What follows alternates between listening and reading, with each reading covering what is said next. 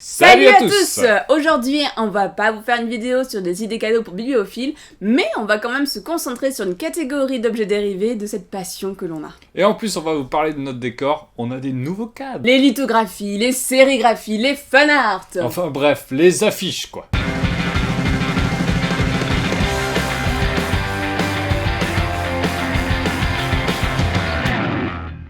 On va faire un petit tour de tout ce qu'il y a derrière nous. Mais vous inquiétez pas, toutes les informations, tous les liens seront dans la barre d'infos, comme d'habitude. On commence par le dessin qui est tout là-haut à gauche. C'est un dessin qui a été fait par Timothée, on l'a changé déjà une première fois.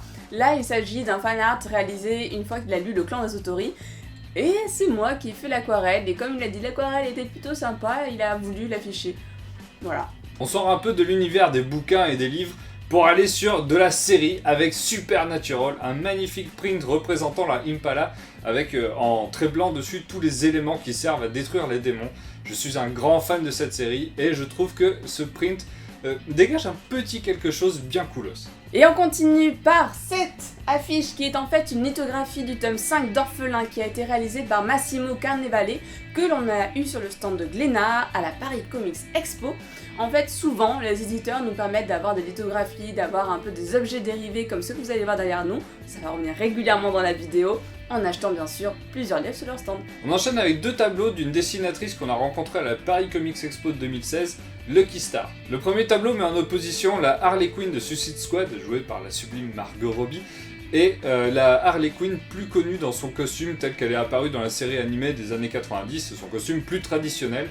Tout ça mis dans un petit mélange de jeux de cartes et je trouvais que l'ensemble sortait vachement bien. Pour le Hellboy, ce qui nous a séduit, c'est plutôt son regard, le visage là, il ressort avec un espèce de charisme assez impressionnant. Les deux ont été réalisés au stylo Bic, ce qui donne à la fois une espèce de précision, mais une force en plus au niveau de l'ombrage, du côté sketch qui en ressort, qui donne du gros cachet à ces deux prints. D'ailleurs, elle ne fait pas que du noir et blanc.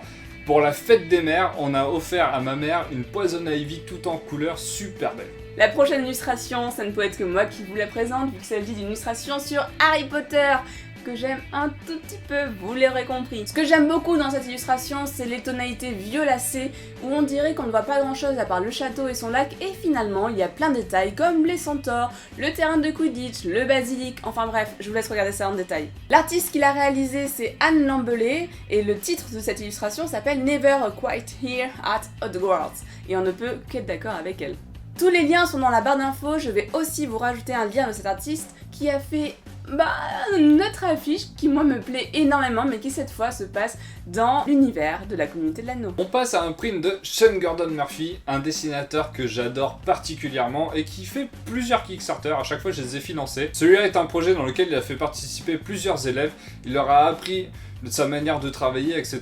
pour faire une histoire tous ensemble, et une des contreparties était cette lithographie. On continue avec une lithographie de Miss Marvel, qui est un personnage de comics dont on vous parle régulièrement dans notre émission, mais que l'on aime tous les deux, Timothée et moi, énormément. Cette lithographie, nous l'avons eue au Festival International de la BD d'Angoulême, sur le stand de Panini Comics, où nous avons dépensé suffisamment de sous pour avoir droit à une petite récompense. Et on a eu un gros coup de cœur pour une société française qui est French Paper Art Club, qui fait de la sérigraphie en quantité limitée, mais d'une qualité exceptionnelle. Là, on a un mélange entre la Ligue des Justiciers et la vague de Hokusai, mais on a d'autres tableaux chez nous qui portent sur d'autres sujets.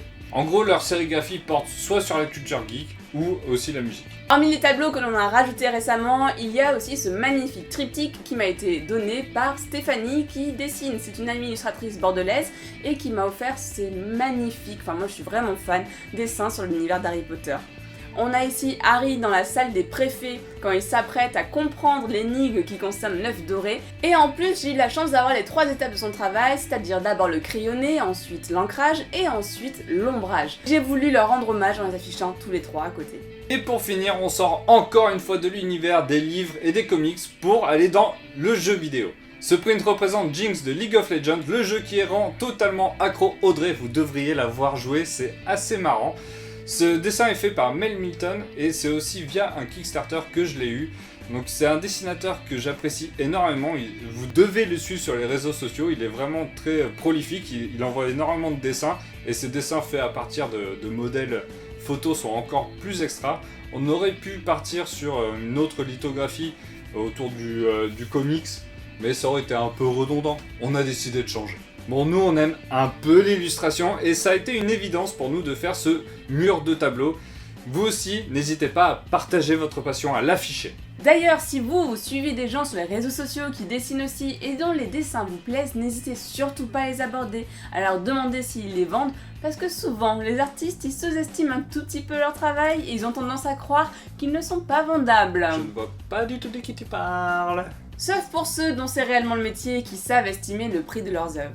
En tout cas, ça peut être une super idée pour afficher votre passion, la partager avec les autres et même pour certains tableaux de la partager de manière assez discrète. Ah, et tous les cadres sont d'IKEA si vous posez la question. Merci à tous d'avoir regardé cette vidéo, n'hésitez pas à partager, commenter, nous dire que vous nous aimez et on se retrouve très bientôt. Allez, bisous. Je vais avoir de plus en plus de mal en fait. Pour le Hellboy, ce qui nous a... Le Hellboy. Bien évidemment. Putain, j'arrive pas.